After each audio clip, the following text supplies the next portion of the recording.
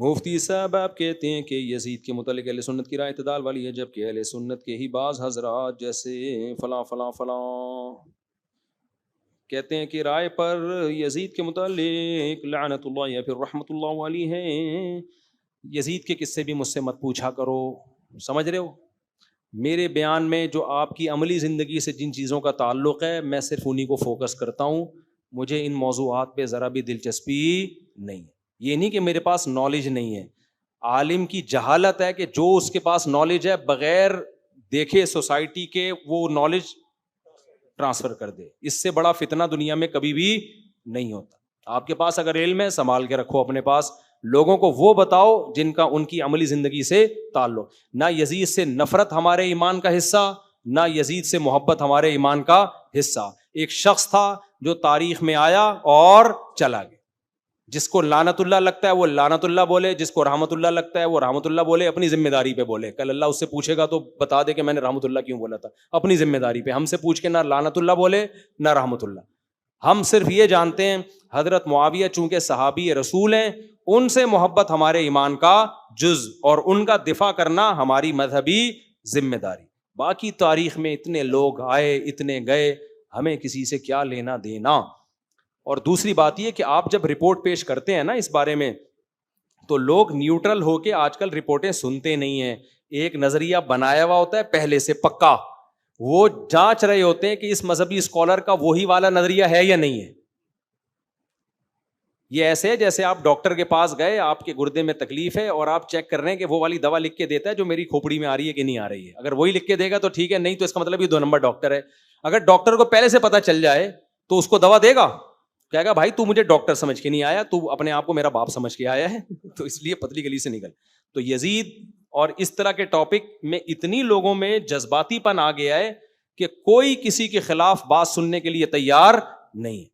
آپ نے لعنت اللہ کہہ دیا تو رحمت اللہ والے آپ کو لعنت اللہ کہہ دیں گے، آپ نے رحمت اللہ کہہ دیا تو لعنت اللہ والے آپ کی ایسی کی تیسی کر دیں گے۔ تو بھائی جب تم دلائل سے بات سننے کے لیے نیوٹرل ہو کے تیار ہی نہیں ہو تو، اور پھر موضوع کا ہماری عملی زندگی سے کوئی تعلق بھی نہیں ہے۔ آپ کہہ سکتے ہو قاتلان عثمان کو فیور، قاتلان حسین کو آپ فیور دے رہے ہو۔ بھائی قاتلان حسین پہ کل بھی لعنت، آج بھی لعنت اور قیامت تک لعنت، ایسی کی تیسی۔ اب آگے چلو، ٹھیک ہے نا، یہ ٹاپک ختم، اب کیا کرو، آگے چلو۔ تو ہم تو بھائی ابھی سوسائٹی کی اصلاح کی کوشش کر رہے ہیں۔ آج وہ جو لڑکی آئی ہے جس کو 3 طلاقیں ہوئی ہیں، اس کو پتہ ہے کس بات کا، اس طرح کی لڑکیوں کو غم اس بات کا بھی ہوتا ہے شوہر چھٹ گیا، اس بات کا زیادہ غم ہوتا ہے مارکیٹ میں دوبارہ نہیں ملے گا، یہ زیادہ غم ہوتا ہے۔ یزید کو لعنت اللہ بولو رحمت اللہ بولو، ان عورتوں کا پرسان حال کوئی بھی نہیں ہے۔ یہ زنا کی طرف جانے کا خطرہ ہوتا ہے ان کے، کیونکہ کوئی انسان کا بچہ دوسری شادی کر کے ان کو ٹھکانہ دینے کو تیار نہیں ہوتا، اور جو کمبخت دوسری کر رہا ہوتا ہے وہ 1 نمبر کا وہ ہوتا ہے، جو میں بیان سے پہلے آپ کو پوری گالی، نئے لوگ آئے ہیں ابھی بیان کے بیچ میں، ان کو نہیں پتا، وہ رکھتے ہی نہیں ہیں اس کی زندگی اور لٹکا کے۔ تو ان عورتوں کو ٹھکانہ دو بھائی، زنا کو چھوڑو، سوسائٹی میں شراب کو چھوڑو، نماز کی پابندیاں کرو۔ فجر میں کتنے نمازی ہوتے ہیں، ایک صف ہوتی ہے، لیکن یزید پہ رپورٹیں ان سے آپ تقریریں کروا لو، جو سوال آپ سے پوچھا جائے گا اس کی تیاری ہے نہیں، آپ کا پیپر آؤٹ ہو گیا، اسلامیات کا یا کسی بھی کوئی بھی پیپر تھا آؤٹ ہو گیا، اس میں یہ سوال لکھا ہوا ہے، اب آپ کیا کر رہے ہو، اس سوال کی تیاری کے بجائے کوئی اور سوال لے کے بیٹھے ہوئے ہو۔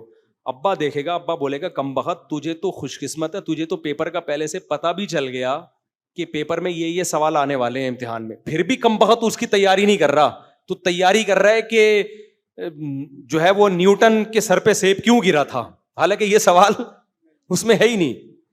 تو پہلے اس کی تیاری کر لیں، اس کے بعد پھر دوسرے موضوعات بھی ہیں۔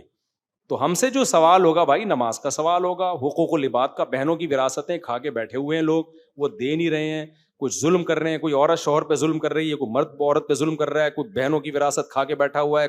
وہ گالیاں بھی تو ہمیں پبلک نے ہی سکھائی ہیں۔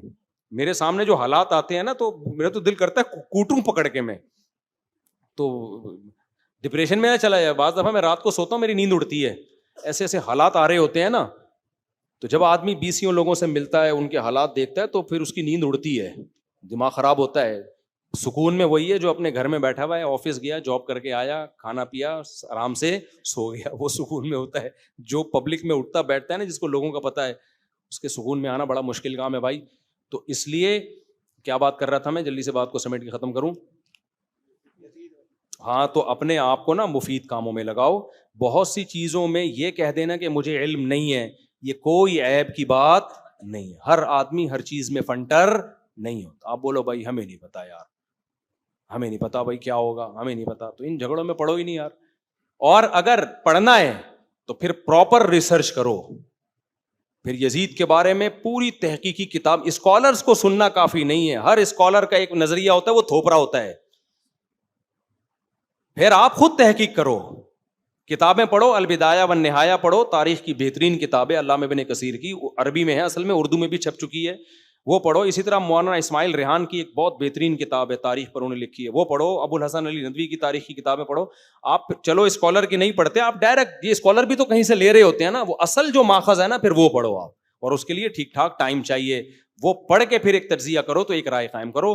آپ اسکالرس کو سنو گے تو میری اپنی رائے ہوگی, انجینئر صاحب کی اپنی رائے ہوگی, غامدی صاحب کی اپنی رائے ہوگی, سب کی رائے آپس میں کیا ہو رہی ہیں, ٹکرا رہی ہیں.